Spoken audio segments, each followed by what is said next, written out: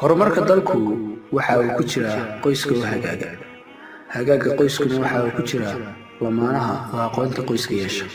haddii ay lamaanuhu aqoonta qoyska yeeshaan waxa ay soo saarayaan ubad tayo leh oo si wanaagsan loo barbaariyey oo kaalin kasta oo ay nolosha ka galaan sida ay tahay uga soo baxa dabeetana horseeda horumarka dalka.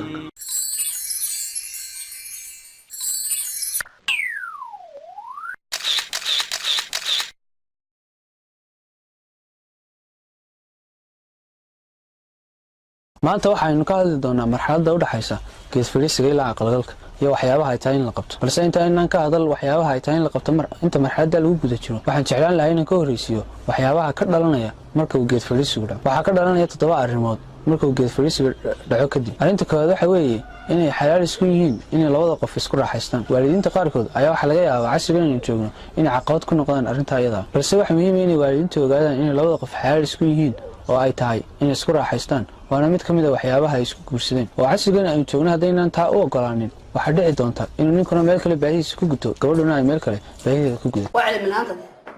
وعلمنا أنت والد ويدو حكى فكرته يدو كله مصدق قبل كورة يصير أي كفكرته لكن هكا فكرته مستقبل كي إمهدا ولا جاي أبا صدقت فيرة كلا يستطيعين استراحة ونقولوا إذا تصالص في اللي كبرته. arrinta labaad ee ka dhalanaysa waxa weeye waa meherka. ninku waa inuu gabadha meherkeeda iska siiyo. arrinta saddexaad ee ka dhalanaysa waxa weeye biilinta gabadha. ninka waxa ku waajibtay inuu gabadha biiliyo oo marka ay ismeersadaan kadib haday gabadhu ka dalbato inuu biil u qoro waxa ku waajibay inuu bixiyo.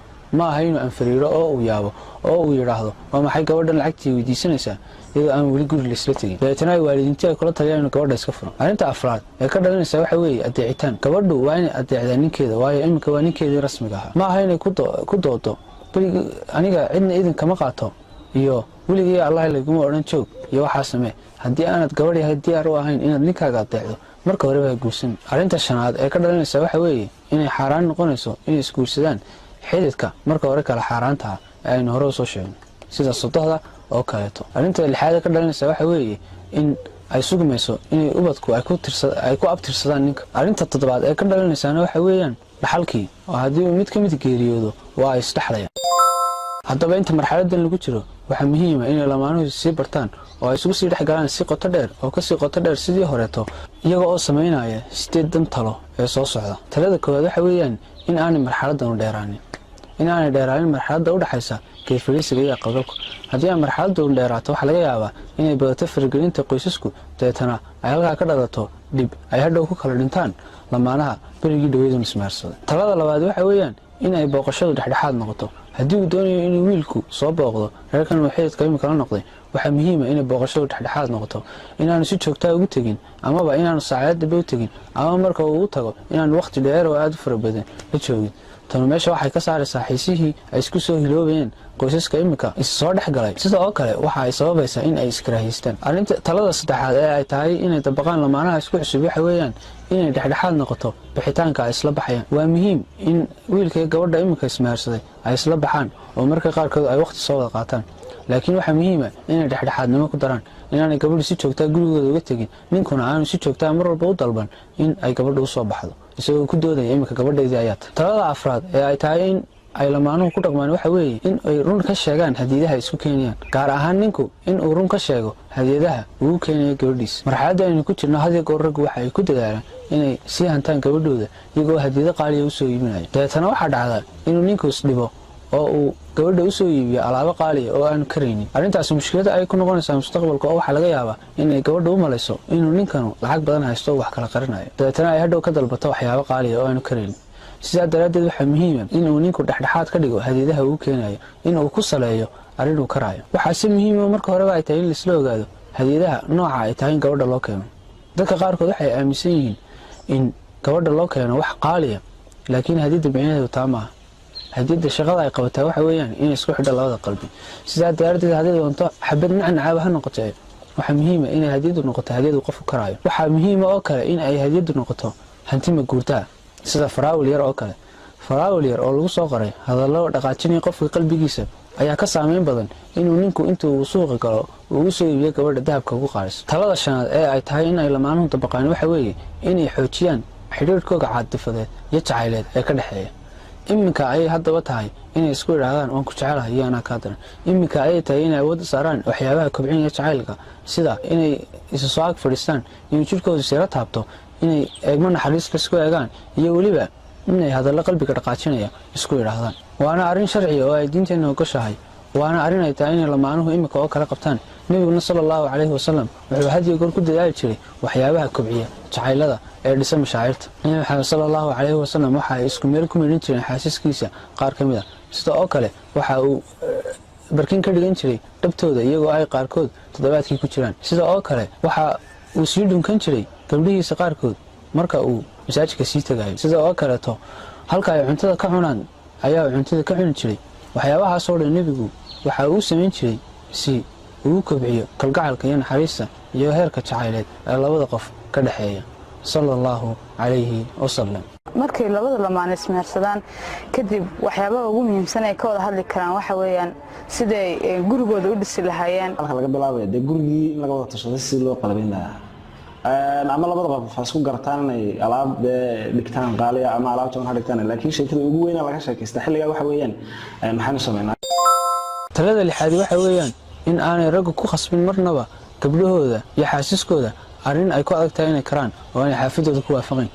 sida tusaale ahaan in ninku ka dalbaday inay ka wada habeenimo ay suuqa wada baxaan, amaba ay waqti wada qaataan xilliyo tiro badan oo aanay xaafidooda loo ogolayn, amaba uu ku idhaahdo xilliyada dambe taleefonkayga la soo hadal. deetana haddii ay hadhow gabadha ku tiraahdo arrintaa xaafadda lagama ogola, waxaa laga yaabaa inuu gabadhii geliyo marxalad adag oo uu ku idhaahdo horta maanigaa ku qaba mise xaafadiina ayaa. deetana gabadhii waxay istaagaysaa meel dhexe, waxay ku dhacaysaa marxaladda laba daran mid dooro.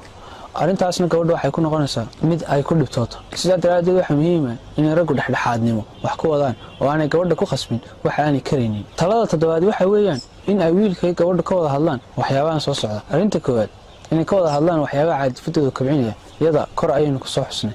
arrinta labaad inay ka wada hadlaan waxyaabaha ay jecel yihiin iyo waxyaabaha ay neceb yihiin, cuntada noocay jecel yihiin iyo noocay neceb yihiin, mid walba sida uu doonayo inay qofka kale uu la dhaqmo. markay taleefonka noqoto tusaale ahaan, haddii uu ninku yahay qof aan hadalka badan jeclayn, gabadhuna ay tahay gabadh hadal badan, waxaa habboon inay gabadhu soo koobto hadalkeeda, waayo ninkan ayay dabeecadiisu sidaa tahay. ninkana waxaa la gudboon in uu dadaalo oo isku dayo inuu hadli karo inta uu hadli karo. arrintan waxay dabo ka noqonaysaa inay hadhow soo baxaan dabeecado cusub, deetana uu qof walba uu yidhaahdo waxyaaba cusub buu iminka la soo baxay, deetana ay arrintaas abuurto khilaaf. waxyaabaha kale muhiimka ay tahay inay ka wada hadlaan waa saddexaade waa xidhiidhka ay la kala leeyihiin bulshada iyo sida uu yahay. tusaale ahaan, ninku hooyadii xidhiidhka uu la leeyahay waa inuu gabadhiisa ugu sheekeeyo, waa inuu ku idhaahdaa hooyaday waa gabadh si wanaagsan noo soo barbaarisay, waqti fara badan ayay nagu lumisay, sidaa daraaddeed waa inaad ixtiraamtaa, waa inaad sidaa iyo sidaa iyo sidaa ula dhaqantaa. tani waxay dabo ka noqonaysaa hadhow muranka had iyo goor ka dhex dhasha sodohaha iyo dumarka ay qabaan inimadooda. sidoo kale waxaa muhiima inay gabadhow ama ninku uga sheekeeyo asxaabteeda iyo sida uu ula dhaqmo tolka kale iyo sida ay ula dhaqmaan. waxaasoo dhan waxa weeye waa ka hortag laga hortagayo inay hadhow waxyaaba cusubi ay soo baxaan. waxyaabaha muhiimka ay tahay inay ka wada hadlaan iyaduna waxa weeye waa xagga dhaqaalaha iyo dakhliga ninka soo gala. bulshadeena waxaa jira hadal iyo odhaah liita oo ku dhex wareega oo ah marnaba ha u sheegin gabadhaada mushaharka iyo dakhliga kusoo gala. arrintan waxa ay ka dhigan tahay iyadoo oo gurigii lagu dhisaayo kalsooni darro halkii ay ahayd inuu gurigu ku dhismo is-aaminaad iyo kalsooni. sidaa daraaddeed waa muhiim inuu ninku had iyo goor uu sheego gabadhiisa dakhliga soo gala. tusaale ahaan waa inuu ku idhaahdaa 2 meelood ayaan ka shaqeeya, meel heblaayo $200 ayaa tusaale ahaan iga soo gala, meel heblaayana $50 ayaa iga soo gala, 250 ayaynu nolosheena ku wadaynaa, wixii kale soo kordhana ilaahay ayaanoo barakayn doona, ilaahay ayaynu ka sugaynaa wixii kalena. tan waxa ay fududaynaysaa inaanay gabadhu hadhow ka dalban ninka waxyaabo aanu karaynin, oo haddii uu ninku isku dayo inuu wax kala qarqariyo, kolleyba labada qof waa laba qof oo wada jooga, gabadhu waa ay ka dareemi kartaa inuu ninku wax kala khabaynayo. sidaa daraaddeed waxay isku dayaysaa si walba oo ay lacagta ka soo furi karto inay ka soo furto. marka inuu marka horeba ninku isaga sii sheego dakhliga soo gala waa arrin xal u ah labadoodaba. arrinta kale iyaduna muhiimka ee ay tahay inay ka wada hadlaan waxa weeyaan waa sidii ay u xalin lahaayeen khilaafaadka hadhow soo kala dhexgeli doona. nolosha qoysku waa lama huraan inuu khilaaf soo kala dhex galo, waayo marka hore waxaa isku yimi laba qof oo kala duwan oo kala jinsiya oo ku soo kala barbaaray 2 meelood oo kala duwan oo soo kala bartay 2 aqoonood oo kala duwan. sidaa daraaddeed inuu khilaaf dhacaa waa lama huraan. marka waxaa muhiim ah xilliyada ay nabaddu jirto inay isaga sheekeeyaan sidii ay khilaafka u xalin lahaayeen. tusaale ahaan, ninku waa inuu yidhaahdaa anugu haddii ay khilaaf dhexdeedana imaado waan cadho dhowahay sidaa daraaddeed waa inaad iga yara baxda hadhow marka aan nafisan caadi noqdo igu soo noqo wax walbaana oon hubaa oo caadi ay noqonay waa inuu tusaalahaan ninkuu idhaahdaa haddii uu khilaaf dhexdeedna ka dhaco shardiga koowaad inoo yaalla waxa weeyaan inaad shandadaada xidhan oo aad xaafadiinii tegin waayo arrintan khilaafka ayay sii kobcinaysa marka uu meherku dhaco kadib waxa ay wiilkii gabadhu ka soo baxayaan marxaladii doobnimada waxa ay gelayaan nolol cusub oo ka duwan tii hore sidaa daraaddeed mar walba waa muhiim inay nolosha qoyskaga cusub ku wadaan isku tanaasulid iyo in la isku dulqaato labadaba